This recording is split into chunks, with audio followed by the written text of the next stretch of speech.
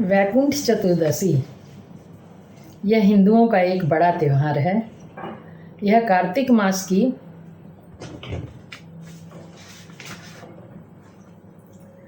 शुक्ल पक्ष की चतुर्दशी तिथि को मनाया जाता है। धर्म ग्रंथों के अनुसार भगवान ब्रह्मा, विष्णु और शिव जी ने इसे परम पुण्यदायिनी दिन माना है।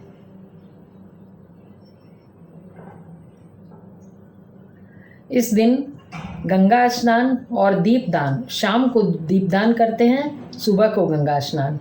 इसका बहुत ही महत्व है। घाटों पर सुबह भी भीड़ रहती है स्नान करने वालों की, और शाम को दीपदान की छवि तो देखते ही बनती है। पुण्य कौन नहीं चाहता है। तो पुण्य प्राप्त करने के लिए यहाँ घाटों पर परम भीड़ लगती है। मैं वाराणसी से हूँ, इसलिए सबसे ज़्यादा घाटों का जो आनंद है वो यहाँ ही देखा जा सकता है।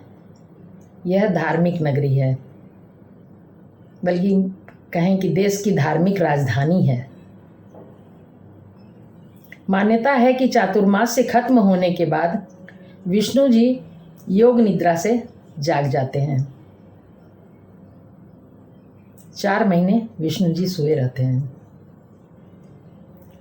विष्णु जी के जागने के बाद शिव जी उन्हें पुनः संसार चलाने का उनका कार्य उनको सौंप देते हैं।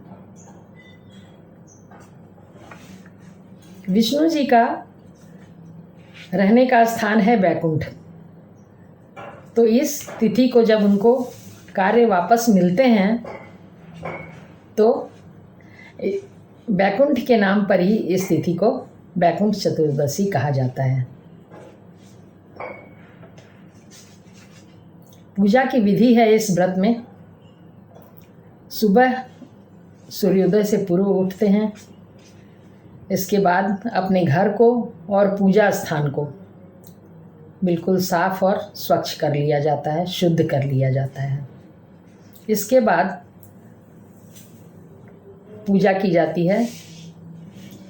आज ही का दिन है जो अपवाद का दिन है। आज विष्णु भगवान की पूजा बेलपत्र से और कमल के बेलपत्र से की जाती है, और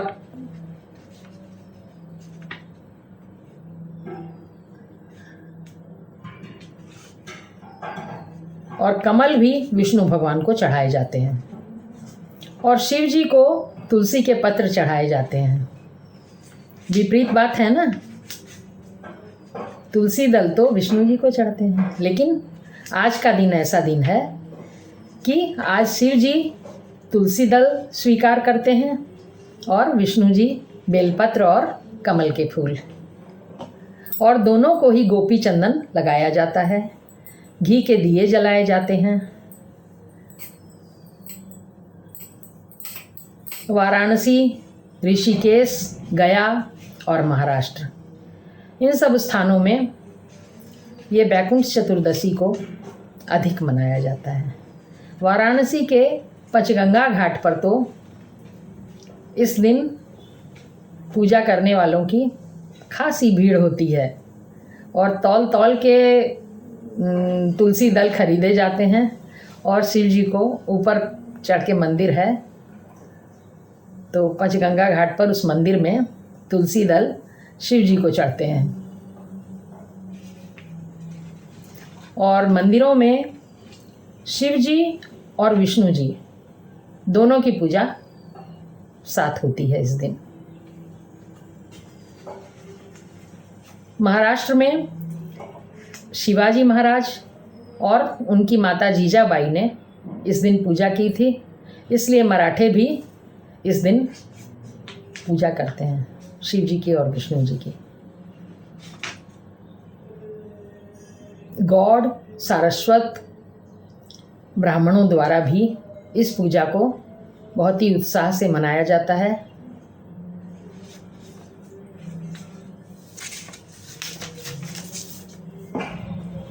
शिव पुराण में एक कथा का उल्लेख है कि विष्णु जी एक बार शिव जी की पूजा करने को उद्यत हुए। वैकुंठ धाम को छोड़कर वे शिव जी की पूजा के लिए वाराणसी आए। उन्होंने 1000 कमल के फूल शिव जी को चढ़ाने का विचार किया और वो स्तुति गाते गाते पुष्प चढ़ा रहे थे, किंतु उन्होंने देखा कि एक पुष्प घट रहा है। तो पूजा के समय अब एक पुष्प कहाँ से आएगा? तो उन्होंने अपनी आँख को ही, क्योंकि आँख को भी कमल कहा जाता है, उनके आँखों को कमल नयन, तो उस कमल के फूल की जगह उन्होंने अपनी एक आँख निकालकर शिव जी के चरणों में चढ़ा दी। शिव जी अति प्रसन्न हुए इस पूजा से और उन्होंने सुदर्शन चक्र, विष्णु जी का चक्र और पवित्र हथियार विष्णु जी को दिए।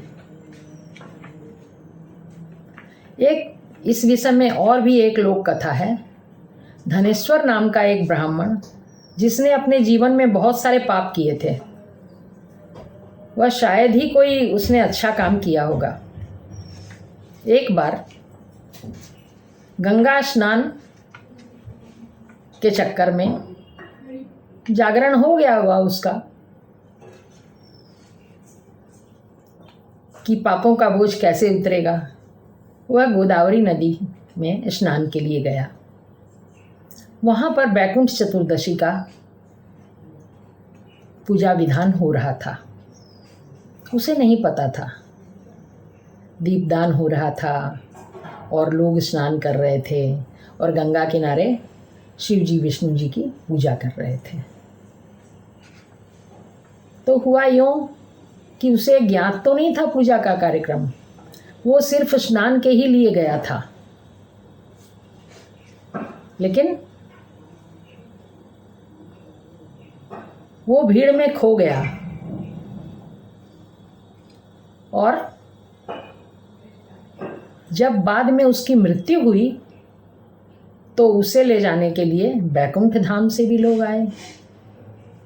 विष्णु जी के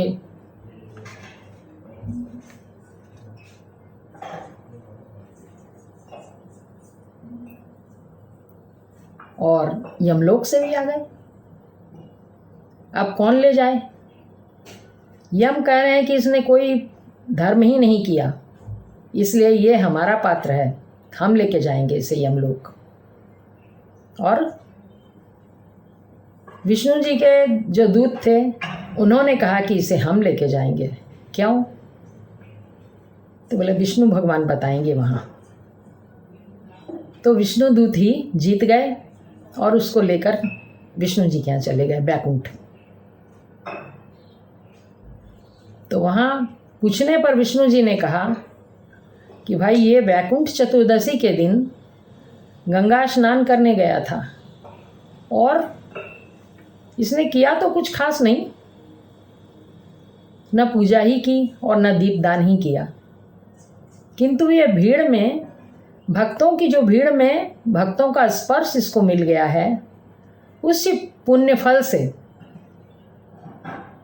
इसे तो मैं वैकुंठ में ही रखूँगा।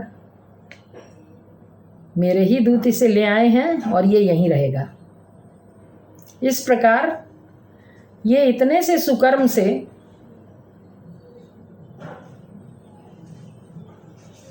वह व्यक्ति विष्णु लोक में आ गया और उसकी मुक्ति हो गई। तो ये महत्व है वैकुंठ चतुर्दशी के दिन सिर्फ गंगा जी के किनारे जाकर भीड़ के स्पर्श को पाने का। तो जिसने पूजा की है शिव जी की, विष्णु जी की, जिसने शाम को दीपदान दिया है, उसका महत्व तो कुछ और ज़्यादा ही होगा। इस तरह वैकुंठ चतुर्दशी का बहुत महत्व है। इस अवसर पर भगवान विष्णु को काशी विश्वनाथ मंदिर में विशेष स्थान दिया जाता है। इस दिन काशी विश्वनाथ मंदिर को वैकुंठ कहा जाता है और दोनों ही देवताओं को, भगवान शिव और विष्णु जी की पूजा एक साथ होती है। और पूजा का विधान वही है, शिव जी को तुलसी दल और विष्णु जी को बेलपत्र और कमल के फूल। दोनों देवताओं की विधिवत पूजा करके और सभी पुण्य फल की प्राप्ति करते हैं। और आज के दिन ये दोनों देवता एक दूसरे की पूजा करते हैं। विष्णु जी शिव जी को तुलसी के पत्र चढ़ाते हैं और शिव जी विष्णु भगवान को बेलपत्र और कमल के फूल।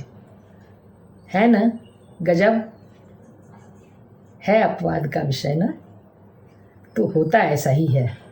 तो ये हमारा बैकुंठ चतुर्दशी का दिन, और इसका आनंद बनारस आकर बनारस के घाटों को देखकर ही लिया जा सकता है, क्योंकि उस छवि का वर्णन करना बहुत ही मुश्किल है। एक तो बनारस के घाट यूं ही देखने लायक हैं, वहाँ पर ये पूजन होता रहे अगर, सभी मंदिरों में इन दोनों देवताओं का पूजन होता है।